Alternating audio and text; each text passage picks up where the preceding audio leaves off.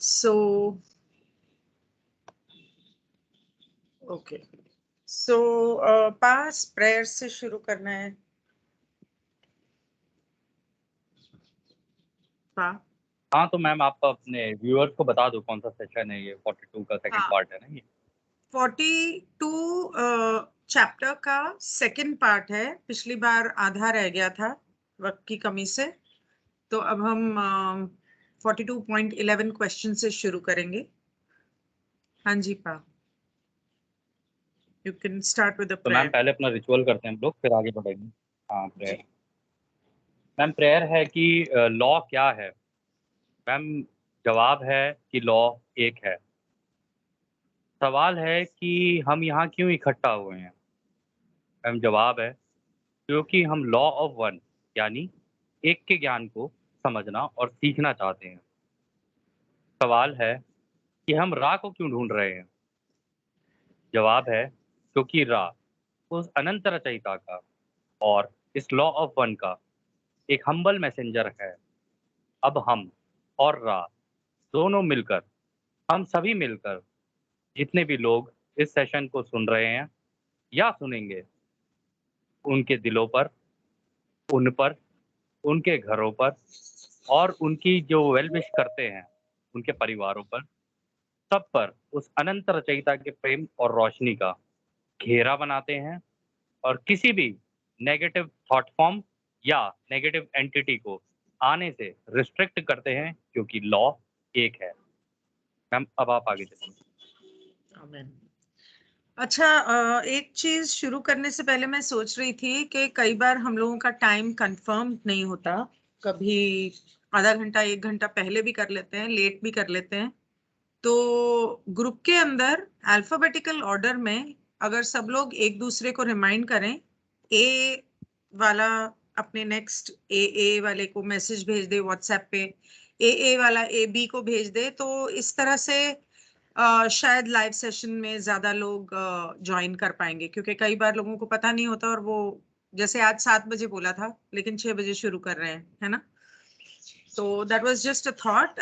If you feel that that is the right way and people would like to do that, then you can go ahead with that. Okay, 42.11. How can an individual assess? Hanji Vaishali. Vaishali, आप कुछ कहना चाहते Sorry, हो? yes, sir. Yes, Kini ji. Sorry to bother you. Thank Problem. you for the timing. यहाँ पे excuse me, morning है. सुबह के 7:45 है. तो अच्छा. yeah, perfect. Okay. नहीं, मैं तो 6 बजे मैंने सुबह ही कह दिया था, पर पा बिजी थे तो उन्होंने कहा कि 7 बजे से पहले कर नहीं पाएंगे. तो और वो अच्छा. जैसे ही फ्री हुए उन्होंने मुझे मैसेज कर दिया, कॉल कर दिया कि जल्दी कर लें, तो आई वाज प्रिपेयर्ड एनीवेज. हाँ जी हरजीत बोलिए. Harjeet, hello. Harjeet, you put your hand up. Did you want to say something? Okay, I think mistake से हुआ होगा. Okay, so 42.11. How can an individual assess what energy centers within its being are activated and in no immediate need of further attention, and which energy centers are not activated and are need of immediate attention? तो वो पूछता है don कि एक इंसान को कैसे पता चले कि उसके कौन से चक्र एक्टिवेटेड हैं या डॉर्मेंट है, एक्टिवेटेड नहीं है, मतलब ब्लॉक्ड हैं. तो और कौन से चक्रास को इमीडिएट अटेंशन की जरूरत है, मतलब कि कोई प्रॉब्लम ज्यादा गहरी हो सकती है तो उसे तुरंत उस पे ध्यान दिया जाए. तो रा ने क्या जवाब दिया पा? हाँ, तो मैम रा कहते हैं the thoughts of an entity, its feelings और emotions and least of all its behaviors are the signpost for the teaching learning of self by self. In the analysis of one's experience of a diurnal cycle, an entity may assess what it considers to be inappropriate thoughts, behaviors, feelings and emotions. तो ma'am रा ये कह रहा है कि अगर किसी व्यक्ति को अपने चक्रों के बारे में समझना है कि गांठ कहाँ कहाँ लगी हुई है, तो उसको ये करना चाहिए कि उसकी जो फीलिंग और उसके जो इमोशंस और जो उसका बिहेवियर है वो किस तरीके का हो रहा है। तो उसको कुछ टाइम के लिए अपने आप के साथ बैठना चाहिए और उसको समझना चाहिए कि एक्चुअली में दिक्कत कहाँ आ रही है, और इसी से वो अपने आप को सीख सकता है और अपने आप को सिखा भी सकता है, दोनों चीज़ें कर सकता है वो।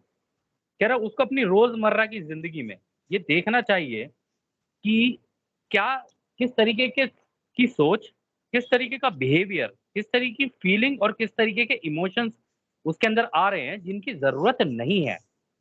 इस चीज़ का भी उसको ध्यान रखना चाहिए। जब वो इनका एनालिसिस रोज़ करने लग जाता है ना, कह रहे धीरे-धीरे जो-जो चक्रों में उसके ब्लॉकेज होती है ना, वो खुलती चली जाती है और धीरे-धीरे शांत और शांत होता चला जाएगा वो एक तरीके से। ये मैम ये एक तरीके का साइन है, वो अपने आप को वो कह रहे हैं कि ये साइन होते हैं, उनको अगर तुम समझ जाओगे तो तुम आगे कर पाओगे। फिर इसके आगे वो कहता है, in examining these inappropriate activities of mind, body and spirit complexes, the entity may then place these distortions in the proper vibrational ray and thus see the work is needed। कह रहा है कि जब वो इन सारी चीज़ों को देखने लग जाएगा ना कि भई इन चीज़ों की तो ज़रूरत ही नहीं है, मैं कर क्यों रहा हूँ? तो जब वो ये सोचने लग जाएगा तो उसका दिमाग, उसका शरीर, उसकी आत्मा, तीनों चीज़ें अगर उनको अपने चक्रों के हिसाब से लगा के देखेगा ना कि भई इस चक्र की तो ये क्वालिटीज़ होती हैं, इस चक्र की तो ये क्वालिटी होती है, इसकी तो ये क्वालिटी होती है। उससे जब एनालिसिस करना शुरू करेगा ना तो उसको पता चल जाएगा कि मेरे कौन से चक्र में ब्लॉकेज आ रही है और इसके लिए मुझे क्या एक्शन लेना है या इसके लिए मुझे कौन सा कर्म करना है। उसके हिसाब से जब वो करने लग जाएगा ना तो उसके चक्र खुलने लग जाते हैं खुद ब खुद। आपको याद होगा पा 2-3 दिन पहले मैंने जी। ग्रुप में आपको बोला था कि ऑरेंज चक्र जो हाँ। होता है वो सेल्फ एस्टीम से रिलेटेड हुँ। होता है। जब इंसान खुद की बुराई करने लगता है, अपनी तारीफ हैंडल नहीं कर पाता, एज एन शर्म आ जाती है कोई आपकी तारीफ करे, या खुद अपने बारे में अच्छा नहीं बोल नहीं पाता इंसान। कैसे समझाऊं, मतलब कि खुद को अंडरमाइन करता रहता है कि नहीं, मैं तो ऐसा कुछ नहीं, तो मुझ में अभी ये कमी है। तो ये चीजें ऑरेंज चक्र जब ब्लॉक्ड होता है तो उसकी होती है। ये बात मैंने ग्रुप में बोली थी और इस वजह से 2-3 दिन पहले जब मैंने ग्रुप में कुछ वॉइस नोट्स भेजे थे कि दिन हाँ। के हिसाब से आप अपने चक्रास बैलेंस करने के लिए डाइट और जो कलर के कपड़े आप पहनते हो, वो वाला हाँ। एक प्रोसीजर आप कर सकते हो। जैसे कि या तो आप अपने 7 दिन 7 कलर्स के हिसाब से कर लो, संडे को रेड, मंडे को ऑरेंज, ट्यूसडे को येलो, इस तरह से। एंड अगर आपको लगता है कि आपका पर्टिकुलर कोई चक्रा ब्लॉक्ड या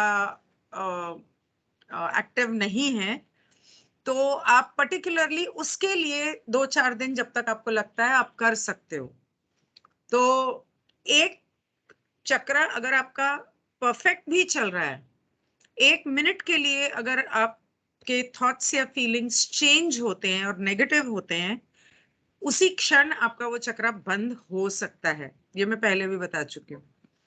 तो हाँ मैम, अ, बिल्कुल कह रही हैं, सही। उसके अलावा जब हेल्थ प्रॉब्लम्स होती हैं, उनका भी ताल्लुक चक्र से होता है। ये क्या बताया है क्या इसमें इसने, पारा ने हेल्थ मैम प्रॉब्लम शायद आगे बताई है? बताएगा। अच्छा, ठीक है, ओके।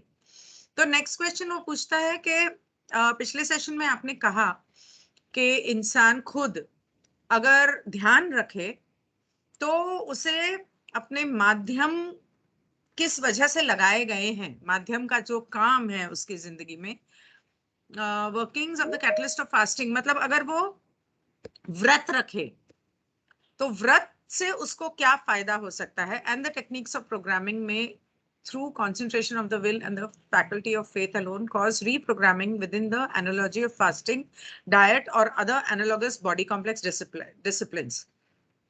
तो उसने बोला कि व्रत रखने से एक इंसान अपने बॉडी की प्रोग्रामिंग चेंज कर सकता है, थॉट प्रोसेस चेंज कर सकता है, ये आपने कहा था।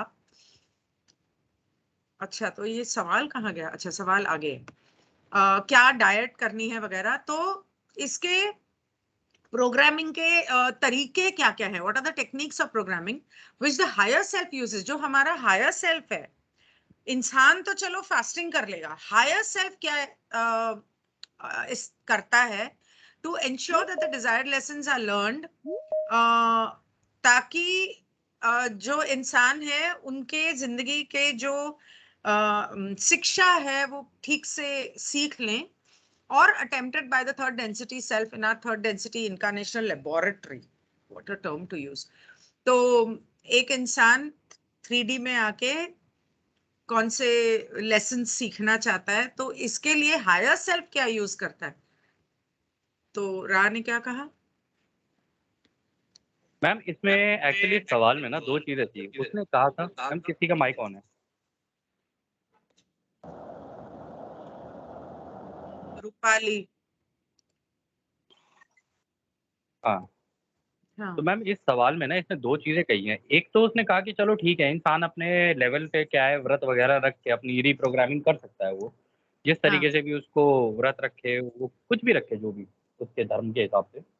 तो वो कह रहा है कि एक तो ये तरीका हो गया, कह रहा है एक तरीका ये भी है कि अगर वो अपनी कंसंट्रेशन अपनी इच्छा शक्ति पे और अपने विश्वास पे लगा के रखे, तो भी शायद मुझे लगता है कि उसको ये फास्टिंग और ये जितनी भी चीज़ें हैं, ये व्रत वगैरह है, इन सब चीज़ों की ज़रूरत नहीं पड़ेगी और वो हाँ अपने हाँ, बॉडी के राइट। डिसिप्लिन बना सकता है।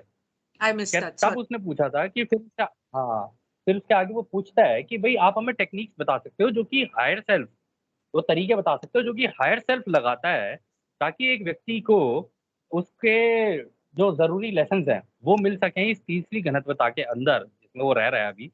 जिसको वो कह रहा है कि यहाँ पे उसका पुनर्जन्म हुआ, मतलब दोबारा जन्म हुआ, क्या कहते हैं, जिस लैबोर इस तीसरी घनत्वता की लैबोरेटरी में, मतलब इसको लैब बोल रहा है वो एक तरीके से। हम्म। तो राय इसका जवाब देता है, कहता है कि there is but one technique for this growing और nurturing of will and faith, and that is the focusing of attention. The attention span of those you call children is considered short. The spiritual attention span of most of your people is that of the child. Thus, it is a matter of wishing to become able to collect one's attention and hold it upon the desired programming. तो वो कह रहा है कि देखो, इसकी एक ही तरीका है, ये जो तुम तरीका बोल रहे हो ना तुम्हारी घनत्वता में, तो यही है कि भाई अपनी इच्छा शक्ति को और अपने विश्वास को कैसे मजबूत किया जा सके। कह रहे हैं उसका तो एक ही तरीका है कि भाई अपना जो फोकस है ना, उसकी अटेंशन को, मतलब कि अपनी जो मैम अटेंशन को हिंदी में क्या कहेंगे? ध्यान ही कहेंगे। अ, हाँ, उसको ध्यान एक जगह पे एकत्रित करो पहले तो। कह रहे हाँ तुम्हारे यहाँ के जो बच्चे हैं, छोटे बच्चे हैं, कह रहे उनका तो पहले ही वो है कि उनके दिमाग इधर-उधर ही दौड़ते रहते हैं। कभी फ़ोन चाहिए, कभी ये चाहिए, कभी वो चाहिए। कह रहे तो उनके दिमाग तो इधर-उधर दौड़ते ही रहते हैं। कह रहे लेकिन तुम्हारे जो बड़े लोग हैं ना, वो भी आध्यात्मिक रूप से देखा जाए ना, तो वो भी बच्चों से कम नहीं है। उनको भी अपने आप को बिज़ी रखने के लिए कुछ ना कुछ चाहिए होता है, कभी कुछ, कभी कुछ, कभी कुछ, कभी कुछ। वो भी इन सब चीज़ों में पड़े रहते हैं। कह रहा है हम तुम्हें बस इतना बता सकते हैं, ये केवल एक छोटी-सी चीज़ करने से हो जाएगा तुम्हारा काम, अगर तुम अपना ध्यान एकत्र करके एक जगह पे ले आओ और अपनी इस इच्छा शक्ति और विश्वास पे लाकर इसको टिका दो और फिर इसके अकॉर्डिंगली अपना काम करना शुरू करो, ताकि जो तुम्हारी डिज़ायर्ड प्रोग्रामिंग है, जो तुम चाहते हो जिस तरीके की प्रोग्रामिंग, वैसी होने लग जाए। कह रहे thus when continued sense the will, the entire activity can only occur when there exists faith that an outcome of the discipline is possible. कह रहा है कि ये करने से ही तुम्हारी इच्छा शक्ति बढ़ेगी, पहली बात। कह रहा है दूसरी बात, ये जो पूरा का पूरा ये जो तुम अपनी रीप्रोग्रामिंग करना चाहते हो ना, कह रहा है जब तक तुम्हें विश्वास नहीं होगा ना कि मैं कर सकता हूँ इसको, कह रहा है तब तक नहीं होगी ये। कह रहा है तुम्हें विश्वास जब आने लग जाएगा ना, तो धीरे-धीरे इसके रिज़ल्ट भी तुम्हारे सामने आने शुरू हो जाएँगे और ये डिसिप्लिन अगर तुम बनाओ अपनी ज़िंदगी में, तो ये पॉसिबल है और ये बन भी सकता है। Ma'am next question.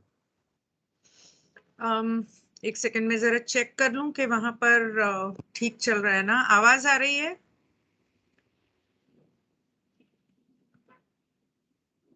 Okay, fine.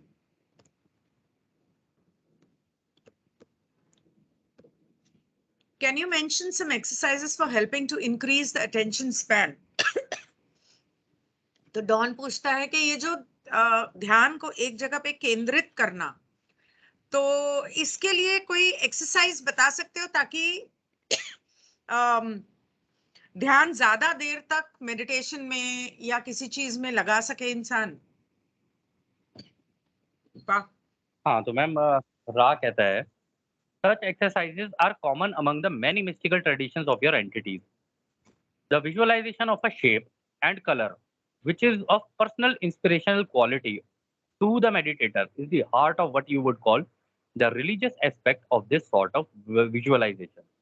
तो रा कह रहा है कि देखो इस तरीके की जो एक्सरसाइजेज है ना, वो तुम्हारे यहाँ पे तुम्हारे धर्मों में पीछे से काफ़ी लोगों ने तुम्हें सिखाई हैं, काफ़ी लोग तुम्हें सिखा के आए हैं हर धर्म में। कह रहा है कि देखो इसका जो तरीका होता है ना, चाहे तुम किसी की शेप या किसी का रंग उसको जिससे तुम इंस्पायर होते हो, मतलब इंस्पायर होने के लिए मैम कोई अपने धर्म में हो तो जैसे राम, विष्णु, शिव और भी कई तरीके के धर्म और भी कई तरीके के भगवान हैं, उनसे भी आप इंस्पायर हो सकते हो। या फिर मान लो कोई मुस्लिम कल्चर से है, वो मोहम्मद से इंस्पायर हो सकता है। कोई क्रिश्चियन कल्चर से वो जीसस से इंस्पायर हो सकता है। कोई इससे है मतलब सिख कम्युनिटी से है, वो नानक जी से इंस्पायर हो सकता है, वाहिगुरु से हो सकता है। तो इंस्पिरेशन किसी भी तरीके की हो सकती है। यार उसको जब उनकी जब तुम शेप को सोचो या उनके रंगों को तुम सोचो, यार वो भी तुम्हारे लिए एक इंस्पिरेशन का काम कर सकती हैं।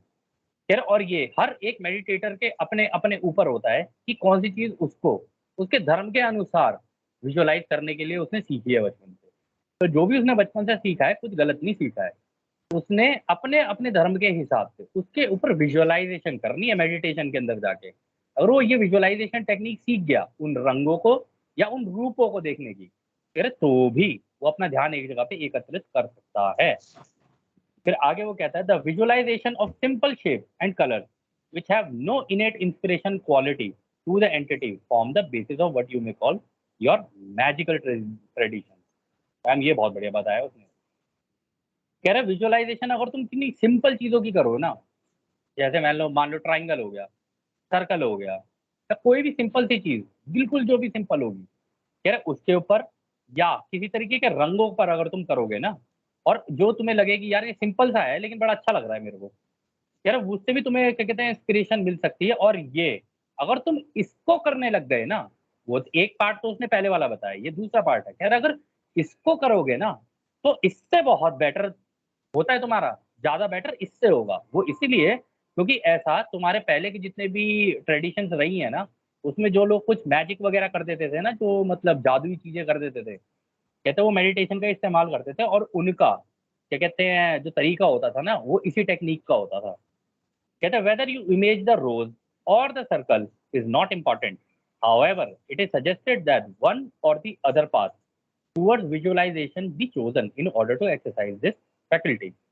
This is due to the careful arrangement of shapes and colors which have been described as visualizations by those steeped in the magical tradition. कह रहा है कि चाहे तुम गुलाब का फूल सोचो या तुम एक गोल चक्र सोचो, मतलब एक सर्कल सोचो, कह रहा है कि इससे कोई फ़र्क नहीं पड़ता।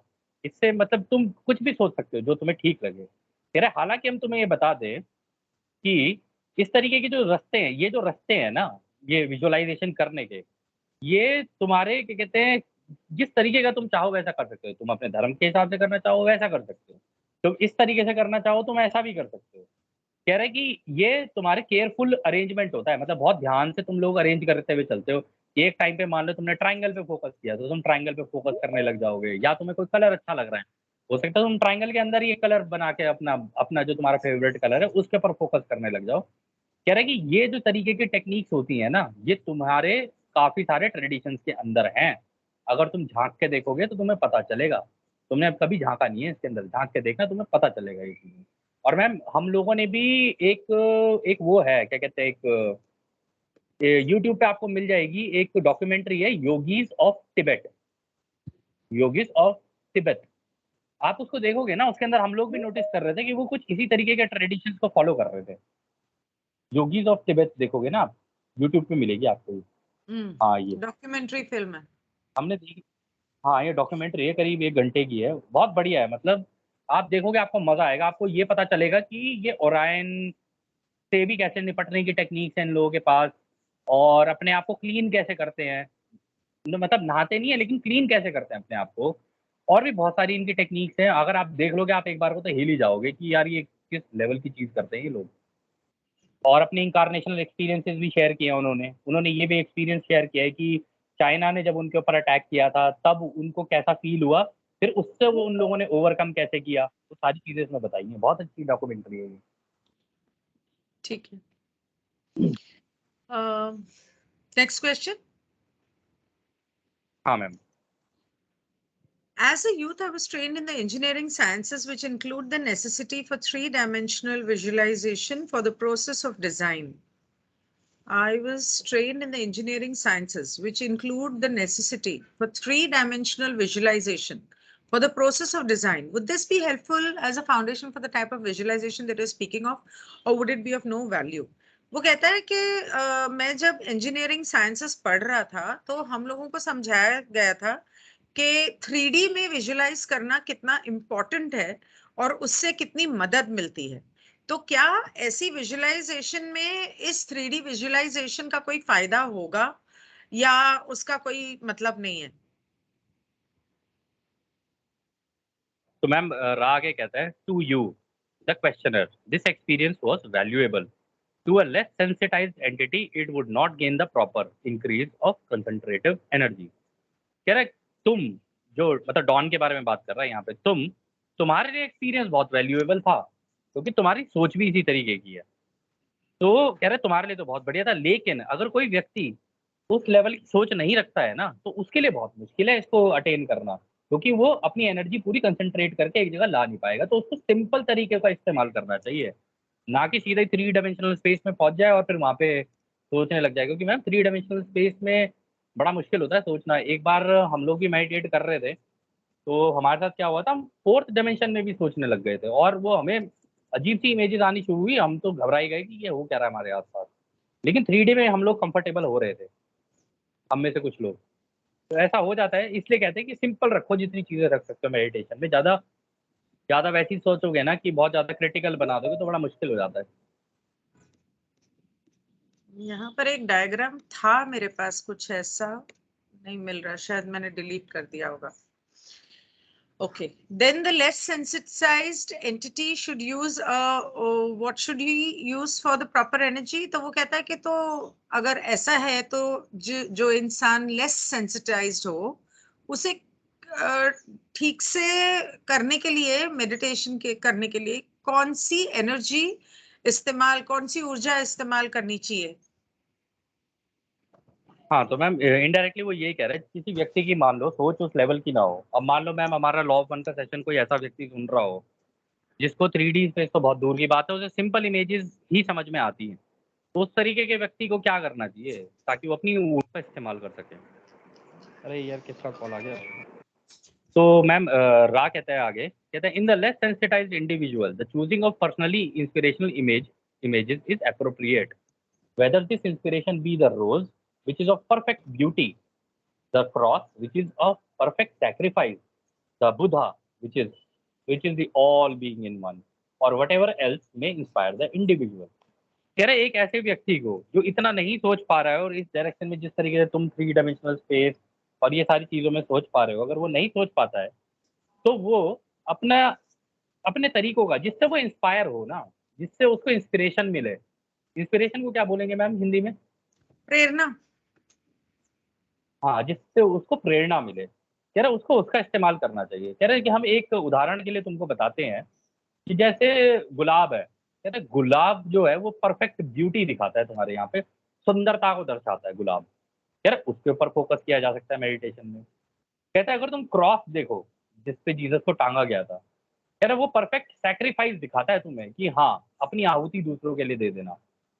कह रहा वो दर्शाता है. कह रहा अगर तुम बुद्धा के बारे में सोचोगे, कह रहे वो ऑल बीइंग इन वन, क्योंकि मैम हमने आपको एक बार पहले भी बताया था, बुद्धा के पास ये कैपेबिलिटी थी, वो अपने शरीर को ही पानी भी बना सकता था, आग में भी कन्वर्ट कर लेता था, मिट्टी में भी कन्वर्ट कर लेता था. सारी कैपेबिलिटीज थी बुद्धा के अंदर, सारी की सारी. इसलिए बुद्धा को बोलते हैं ऑल बीइंग इन वन, एक में ही सारी दुनिया. ये सारी चीजें बुद्धा ने अटेन कर ली थी. और उसके आगे वो कहता है या फिर अगर ये भी नहीं है तो जो चीज तुम्हें इंस्पायर करे ना, जो तुम्हें प्रेरणा दे, उसके ऊपर फोकस करो. अब जैसे मैम हम लोगों से भी कई लोग ग्रुप में पूछ लेते हैं कि भाई मैं मेडिटेशन में गया मुझे शिव दिख गए, कोई पूछता है जी मुझे विष्णु दिख गए, कोई मुझे पूछता है कि हमें पूछता है कि भाई हम मुझे ये भगवान दिख गए, कोई कहता है मुझे ये दिख गया. तो उस केस में जो वो लोग ना हमसे कंफर्म करवाना चाह रहे होते हैं कि भाई तुम बताओ कि ये सही है या नहीं है. अब यहाँ रा ने जो जिस तरीके से जवाब दिया ना, उसने इसको जवाब दे दिया कि अब आप लोग हमसे मत पूछो, उसने इस चीज़ का जवाब दे दिया कि आप किस चीज़ से इंस्पायर होते हो ना, वो ही चीज़ आपके दिमाग में आएगी। तो वो जो भी हो रहा है वो बिल्कुल ठीक हो रहा है आपके साथ। इसलिए दूसरों से कन्फर्म करने की कोशिश मत करना, जो आपको दिख रहा है बिल्कुल ठीक लग रहा है क्योंकि आप उससे इंस्पायर्ड हो। Ma'am next question. हाँ जी, एक सेकंड, अच्छा, ओके, नेवर माइंड, एक दिखाती हूँ मैं आपको। I just have to put on my camera. I don't know if camera work करेगा यहाँ पर। नहीं, it's not working here. No, it's not working here. मैं यूट्यूब पे दिखा देती हूँ, बट आप लोग नहीं देख सकोगे। ओके, मैं सोच रही थी यहाँ पर ऑन करूँ, पर वो वेबसाइट यहाँ खुल नहीं रही है। नेवर माइंड, उसकी एक कोई बात डायग्राम आगे। मैं थंबनेल में डाल दूंगी। ठीक है, सो हाँ ठीक है। तो डॉन पूछता है कि मेरे साथ एक तजुर्बा हुआ था, जिसके बारे में मैं पहले भी बता चुका हूँ। मेडिटेशन के दौरान वो काफी प्रोफाउंड, मतलब बहुत ही बढ़िया था। और तकरीबन 20 साल पहले या कुछ कम, what disciplines would be most applicable to recreate तो मैं वो दोबारा चाहता हूं कि मेरे साथ वो हो। तो मैं ऐसा क्या करूं कि वो तजुर्बा मेरे साथ दोबारा हो मेडिटेशन का। तो मैम यहाँ पर वो ये कह रहा है कि मतलब मेरे को एक ऐसी अनुभूति हुई थी 20 साल पहले मेडिटेशन वाली स्टेट में कि मतलब मैं उसको आज भी नहीं भुला पा रहा हूँ और मैं चाहता हूँ कि उसको दोबारा कैसे करूँ, मैं कैसे दोबारा उस अनुभूति में पहुँचूँ, क्या मैं उसको दोबारा कर सकता हूँ? तो रा कहता है your experience would best be approach from the ceremonial magical stance. However, the wanderer or adept shall have the far greater potential for this type of experience, which, as you have undoubtedly analyzed to be the case, is one of an archetypical nature, one belonging to the root of cosmic consciousness.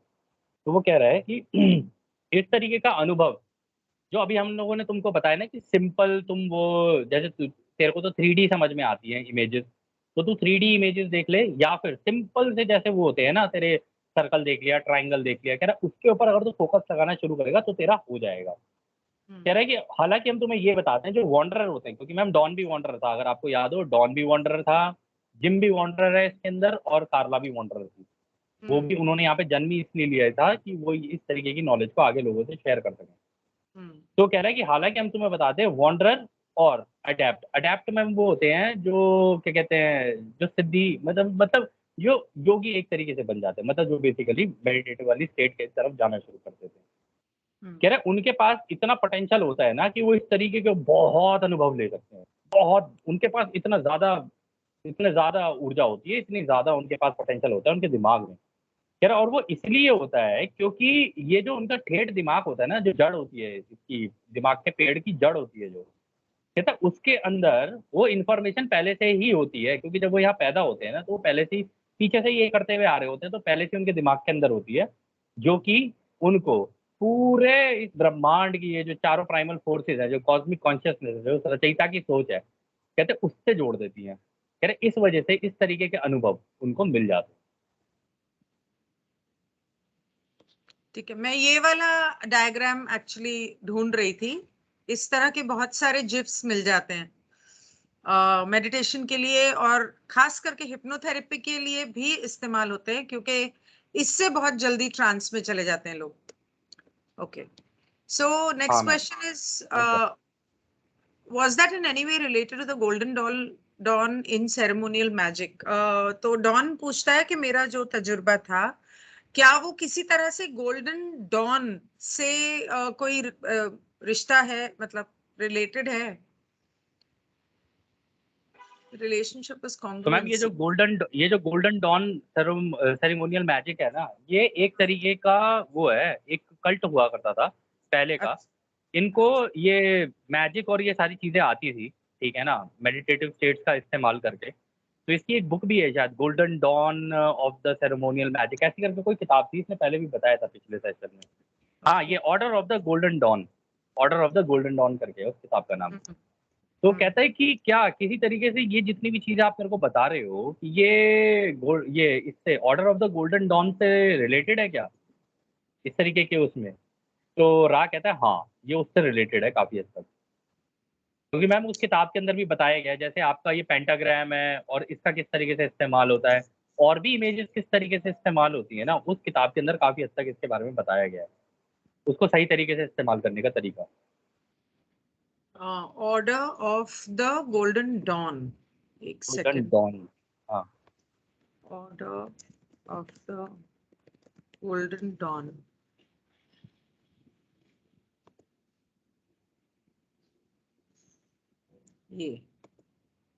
ये तो Israel रेगाडी की है, यही है क्या? हाँ यही hermetic, होगी मैम, हमने पढ़ी तो है नहीं खैर। अच्छा ठीक है, हाँ, ओके। हर्मेटिसिज्म भी अपने आप में एक रिलीजन हुआ करता था, तो ये लोग रिलीजन है, बल्कि आज भी है, ये इसको फॉलो करते हैं बहुत लोग, अच्छा, और देन इसको इसी की टेक्निक को ब्लैक मैजिक के लिए भी यूज किया जा सकता है, black दोनों चीजें हो magic and सकती हैं। white magic, yeah. Then in attempting to दोनों। reproduce this experience, would I then best follow practices for the order of the golden dawn in reproducing this? तो वो कहता है कि उस तजुर्बे को दोबारा उसका एहसास करने के लिए अगर मैं इस किताब में जो लिखी हुई हैं वो सारी चीजें करूं, क्या मैं कामयाब हो पाऊंगा? हाँ, मतलब तो वो यही पूछ रहा है कि वो उसी तरीके का अनुभव क्या मैं दोबारा ले पाऊंगा अगर मैं इस किताब से चलूँ तो रा कहता है कि to attempt to reproduce an initiatory experience is to move, shall we say, backward. However, the practice of this form of service to others is appropriate in your case. Working with your associates, it is not well for positively polarized entities to work singly. The reason for this are obvious. तो ma'am बड़ी important बात वो कह रहा है कि हाँ, देखो तुम इस तरीके का अनुभव दोबारा ले सकते हो अगर तुम चाहो, अगर तुम पीछे जाओ अपनी सोच के अंदर ही कि जब तुमने वो अनुभव लिया था तो कैसे कैसे कैसे कैसे शुरू हुआ था, उसको सोचना शुरू करोगे तो तुम जा सकते हो। अब जैसे मैम हमने भी जो अभी मेडिटेशन शेयर की थी ग्रुप के अंदर सबसे, वो मैम वो एक तरीके से हमारा अनुभव ही है जो हमने शेयर किया था, जो हम लोगों ने खुद किया हुआ है, तो वो ही अनुभव हमने सबसे शेयर किया, सबको अच्छा लगा वो। तो अब लेकिन अगर वो दोबारा करेंगे तो हो सकता है कि बिल्कुल वैसा ना मिले, थोड़ा सा अलग मिले, तो ऐसा हो सकता है, बिल्कुल चीजें हो सकती हैं। तो उसने कहा कि पीछे जाके अगर तुम दोबारा उसको जीने की कोशिश करोगे तो शायद तुमको वो अनुभव दोबारा मिल जाए। हालाँकि हम तुम्हें ये बता दें, इस तरीके की प्रैक्टिस मतलब golden order of the Golden Dawn अगर तुम करो, उसके हिसाब से, कह रहे तो भी तुम्हारे लिए ठीक ही है, ये तुम्हारे केस में तो ठीक है, क्योंकि तुम लोग तो वैसे भी करते ही हो ये सारी चीज़ें, मतलब पेंटाग्राम बना के और वो सारी चीज़ें, वो तो तुम वैसे भी शुद्धि के लिए और वो सारी चीज़ें करते ही करते हो। कहता है कि और ये तुम अपने साथ में जो तुम्हारा ग्रुप है, मतलब ये डॉन, कार्ला, ये सारे मिलके करते हो। कह रहे तो ठीक है। कह रहे कि हम तुम्हें लेकिन ये आगाह कर दें कि जिसका एक पॉजिटिव साइड में झुकाव हो, उस व्यक्ति को ये चीज़ें अकेले में नहीं करनी चाहिए। कहता है अकेले में करोगे तो वो कहता है कि the reason for this are obvious. कह रहा है अगर तुमने अकेले में करने की कोशिश की, तो बीच में ओराइन घुस जाएगा, इनडायरेक्टली वो कह रहा है। कह रहा है तुम्हें पता नहीं चलेगा लेकिन ओराइन एंटर कर जाएगा। इसलिए इस तरीके की चीज़ें ग्रुप में की जाती है, ना कि अकेले में। ये चीज़ वो बता रहा है। Then this experience was a form of initiation. तो वो कहता है कि मतलब वो जो मेरा तजुर्बा हुआ था वो क्या सिर्फ एक शुरुआत थी एक तरह की, या मुझे उसके अंदर कल्ट में एंट्री करने की जैसे शुरुआत होती है, वो कुछ ऐसा था क्या? तो राह कहता है हाँ, यही बोला ना उसने। मतलब वाह। ये कह रहे हैं मैम, इनिशिएशन का यहाँ पे मतलब है कि मतलब ये जो मेडिटेशन और ये वो इस तरफ का झुकाव जो इसका ज़्यादा हो गया ना, उस अनुभव के बाद इसका ज़्यादा ही हो गया था फिर झुकाव डॉन का। शुरू। क्योंकि है तो इसका साइंटिफिक दिमाग, लेकिन जब ये क्या कहते हैं ये सारी चीज़ें करने लगा तो ध्यान और इन सारी चीज़ों में दिमाग इसका ज़्यादा झुक गया फिर उसके बाद।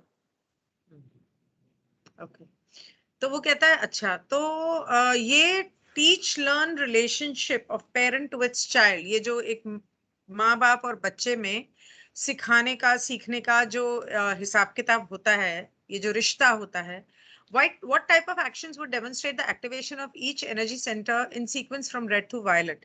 इनके रिश्ते में लाल से लेके बैंगनी तक जो चक्र होते हैं, वो उनके कौन से कर्म उन चक्रों को दर्शाते हैं? या ये कह सकते हैं मैम कि उनके चक्रों को एक्टिवेट करते हैं, जब मतलब माँ बाप का बच्चों से प्यार, या बच्चों के लिए करना, या बच्चों का माँ बाप के लिए करना, इस तरीके की और जो चीजें होती हैं, इनका जो ये रिश्ता होता है डेमोन्स्ट्रेट कहा है, उसकी तो वजह से। हाँ दर्शाते हैं, मतलब वो ये दर्शाते हैं कि कौन सा चक्र एक्टिव है, तो वो दर्शाते, बिकॉज डेमोन्स्ट्रेट कहा उसने, so that's what I understood. हाँ हाँ। तो वो कहता है कि पहली बात तो ये बोलता है कि आखिरी सवाल है इस वर्किंग का हमारी रहा, तो जवाब देता है द एंटिटी चाइल्ड और adult as you call it is not an instrument to be played, कि the appropriate teach learning device of parent to child is the open hearted beingness of the parent and the total acceptance of the beingness of the child. This will encompass this will encompass whatever material the child entity has brought into the life experience in this plane. तो वो कह रहे हैं देखो, ये जो बच्चे का और जो बड़ों का जो रिश्ता होता है ना, ये कोई ऐसा इंस्ट्रूमेंट नहीं है जिसके साथ खेला जाए, ठीक है? ये रिश्ता उनका जो है बड़ा पवित्र है, ये कोई खेल खिलौना नहीं है जिसके साथ खेला जाए। कह रहा है ये जो माँ-बाप और बच्चों का जो बीच का रिश्ता होता है ना, कह रहे ये ओपन हार्टेडनेस दर्शाता है उनका, उनके खुले दिल को दर्शाता है, कि वो जो माँ-बाप हैं बच्चों के साथ, उनको जैसे हैं ना वैसे ही एक्सेप्ट करें। क्योंकि वो इस धरती पे जब आया होता है ना, वो अपना मटीरियल लेके आया होता है अपने दिमाग के अंदर, उसके अपने माध्यम हैं। तो तुम उसे उसके माध्यमों के हिसाब से अगर तुम जज करोगे वो किस डायरेक्शन में जा रहा है, किस में नहीं जा रहा है, तुम उसे जानबूझ के तो चलाना चाहोगे कि अपने हिसाब से कि भाई मैं इसको यहाँ लेके चलूँ। जैसे कुछ माँ-बाप होते हैं, नहीं तू इंजीनियर ही बनेगा, कुछ माँ कहेंगे नहीं तू तो भाई साहब कॉमर्स लेगा और तू यही करेगा। लेकिन बच्चे की इच्छा वहाँ पर होती नहीं है जाने की, बच्चे की इच्छा होती है किसी और डायरेक्शन में जाने की। तो वो कहता है वो मटीरियल वो पहले से ही लेके आया होता है। और जब वो लेके आया होता है तो वो उसका अनुभव लेना चाहता है। कह रहे लेकिन अगर तुम उस इंस्ट्रूमेंट के साथ उस बच्चे के साथ इधर-उधर धकेलोगे उसको, कह रहा तो फिर वो इरिटेट होना शुरू हो जाता है, तो वहाँ पे उसके जो माध्यम है गड़बड़ाने लग जाते हैं। उसके चक्र भी हो सकता है उसके अंदर ब्लॉकेज आ जाए फिर। कह रहा there are 2 things specially important in this relationship other than the basic acceptance of the child by the parent. कह रहे कि इसमें 2 चीज़ें हैं जो बहुत महत्वपूर्ण है, जो रिश्ता माँ-बाप का अपने बच्चों से होता है। कह रहा पहला, the experience of whatever means the parent uses to worship and give thanksgiving to the one infinite creator should, if possible, be shared with the child entity upon a daily basis, as you would say. यार देखो पहला, एक तो उस एक अनंत रचयिता को उसको जो थैंक्स हम लोग कहते हैं दिल से कि तू तेरी वजह से आज हमारी एग्जिस्टेंस है, आज हम तेरी चीज़ों का अनुभव ले पा रहे हैं, जो तूने ये पूरा ब्रह्मांड हमारे लिए रचा उसका अनुभव ले पा रहे हैं। कह रहे उसका जो थैंक्स गिविंग जो होता है, उस रचयिता को जो थैंक्स बोलना होता है, हो सके तो उस बच्चे को डेली बेसिस पे सिखाओ, ताकि उसे पता चले कि उसकी एग्जिस्टेंस भी क्रिएटर के अंदर ही है। उसको पता चले कि वो क्रिएटर का एक हिस्सा है। वो अपने आप को हल्का ना आँक के चले कभी भी। इससे उसको ये फ़ायदा होगा। फिर दूसरा, the compassion of parent to child may well be tempered by the understanding ignorant. The compassion of parent to child may well be tempered by the understanding that the child entity shall learn the biases of service to others or service to self from the parental other self. This is the reason that some discipline is appropriate in learned teaching. This does not apply to the activation of any one energy center, for each entity is unique and each relationship with self and other self doubly unique. The guidelines given are only general for this reason. तो वो कह रहा है कि ये जो माँ-बाप और बच्चे के बीच में जो सहानुभूति होती है ना, कह रहा है उससे छेड़छाड़ नहीं करनी चाहिए। उसके साथ इस तरीके से उसमें ये नहीं होना चाहिए कि आप बच्चे को बोलो कि नहीं, नहीं भाई तू दूसरों की सेवा की तरफ ही काम कर, या नहीं अरे बेटे तू अपने बारे में सोच, दुनिया जाए तेल लेने के लिए, उनकी छोड़। कह रहे ये जो माँ-बाप अंदर से सिखाना शुरू करते हैं ना अपने बच्चे को, उसको ये नहीं सिखाना चाहिए कि भई तू अपना कौन-सा रास्ता चुनेगा और कौन-सा रास्ता नहीं चुनेगा, उसको अपना रास्ता खुद चुनने दो। कह रहे वो अपना रास्ता खुद चुनते-चुनते अपनी गलतियाँ करेगा, इधर-उधर गिरेगा, सारी चीज़ें होंगी, उससे होगी चीज़ें। कह रहे इसी से उसका सीखना और उसकी लर्निंग होगी। कह रहे इसका एक तुम्हारे उसके किसी एक चक्र से रिलेशन नहीं है, कोई इसकी वजह से कोई उसका एक चक्र खुलेगा या दूसरा खुलेगा। कह रहे उसके जो-जो चक्र खुलने होंगे ना वो ऑटोमैटिकली खुलते चले जाएँगे। वो झटके खाएगा, कहीं कुछ खाएगा, कहीं उसको कहीं दिक्कतें आएँगी, कहीं परेशानी आएँगी, तो उसे धीरे-धीरे पता चलता जाएगा यार ये चीज़ मेरे लिए नहीं बनी है, ये नहीं करता हूँ। फिर कहेगा वो चीज़ मेरे लिए नहीं बनी है, वो नहीं करता हूँ। फिर वो एक टाइम पे आके अपना रास्ता ढूँढ ही लेगा। कह रहे जब अपना रास्ता ढूँढ लेगा तो उसके ऊपर चलने लग जाएगा वो। कह रहे इसलिए बच्चों के साथ ज़्यादा छेड़खानी नहीं करनी चाहिए कि नहीं तू ऐसा कर और तू ऐसा कर। नहीं ऐसा ही होना चाहिए, नहीं ऐसा ही होना चाहिए। तो उसको अपने हिसाब से मत चलाने की कोशिश करो कि जैसा तुम्हें पता है वैसे ही तुम अपने बच्चे को अपने जैसा बना दो। ये करने की कोशिश नहीं करनी चाहिए उसके साथ। तो उसने ये भी बता दिया, कह रहा है कि क्या कहता है, each relationship with self and, हाँ कहता है कि वो इसीलिए है, इसके आगे का रीजन वो ये कहता है, कह रहा है वो इसलिए नहीं करना चाहिए क्योंकि जो बच्चा भी होता है ना, वो भी एक यूनिक एंटिटी है, वो भी अपने आप में एक पोर्शन है उस रचयिता का, और बड़ा अलग तरीके का है। कह रहे इसी तरीके से उसके जो माँ बाप होते हैं, जब वो उसके साथ रिश्ते में आते हैं, वो भी यूनिक होते हैं। तो यहाँ पे डबल हो जाती है यूनिकनेस, कि माँ बाप ने अपना कुछ सीखा होता है, बच्चा अपना कुछ और सीखना होता है, लेकिन वो उसके ऊपर थोपते चले जाते हैं कि नहीं तू ऐसे ही कर, नहीं तू ऐसे ही कर, ऐसा ही होना चाहिए और ऐसे ही होना चाहिए। कह रहे उस सिचुएशन में क्या होता है ना, बच्चे को जिस रास्ते को चुनना होता है ना, वो खुद नहीं चुन पाता, तुम उसे चुन के दे देते हो, इसलिए उसके चक्रों में ब्लॉकेज आ जाती है। तो तुम उसके लिए मत चुनो, उसको उसको ऑप्शन दे दो, वो अपने आप चुन लेगा। अगर उसे ऑप्शन नहीं मिल रही है तो वो ऑप्शन ढूंढ लेगा। यही है, ऐसे हो सकता है। इसी तरीके से अपना रास्ता चुनेगा, सर्विस टू सेल्फ का भी चुनेगा या दूसरों की सेवा का चुनेगा, जो भी कोई ठीक है। माँ बाप के इंटरफेरेंस की वजह से बच्चों के चक्रास में जो ब्लॉकेजेस आती हैं और बच्चों के लाइफ में जो प्रॉब्लम्स आती हैं, उसके ऊपर मेरे चैनल पे कुछ वीडियोस हैं इनर चाइल्ड हीलिंग के ऊपर। उसके अंदर पेरेंट चाइल्ड रिलेशनशिप की वजह से किस तरह की प्रॉब्लम्स आ सकती हैं और उन्हें कैसे टैकल किया जा सकता है, उसके बारे में बताया हुआ है, in case anybody is interested. तो अगला सवाल वो कहता है कि ये जो सवाल है ये छोटा तो नहीं है। अगर आपको लगा कि इसका जवाब बहुत लंबा है तो आप चाहें तो ना जवाब दें, मैम मैंने लेकिन मैं अगला सवाल है नहीं, अगला सवाल वो अगले उसमें सेशन में पूछेगा ये, तो इसको ये हाँ, सेशन ओवर ही हो गया अब। हाँ, पर जो उसने बोला है वो पढूं या ना पढूं, क्योंकि उसने यहाँ जरूरत है पे नहीं, क्योंकि उसके बाद कैटल वहाँ होता बार बार कह म्यूटिलेशंस के देता है। बारे में पूछा है। हाँ ठीक है, आप बोल दो। उसने अमेरिका में एक कैटल म्यूटिलेशंस हुए थे, जब बहुत सारे गाय वगैरह जो होती थी उनके कुछ पार्ट्स निकाले जाते थे इस तरह से, और जगह जगह पर ऐसे मिलते थे जानवर।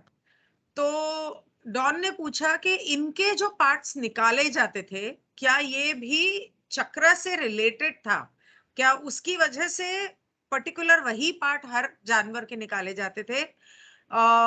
लेकिन अगर इसका जवाब लंबा है तो कोई बात नहीं, आप मत दीजिए, मेक इंस्ट्रूमेंट मोर कंफर्टेबल। अच्छा ठीक है, तो ये तो हो गया खत्म। इसका जवाब शायद वो अगले इसमें देगा। तो YouTube का मैं ये लाइव बंद कर दूं और we will come back in another 5 minutes with the next chapter. हाँ मैम, नया सेशन, सेशन नंबर 43। रिकॉर्डिंग बंद कर दूं मैं।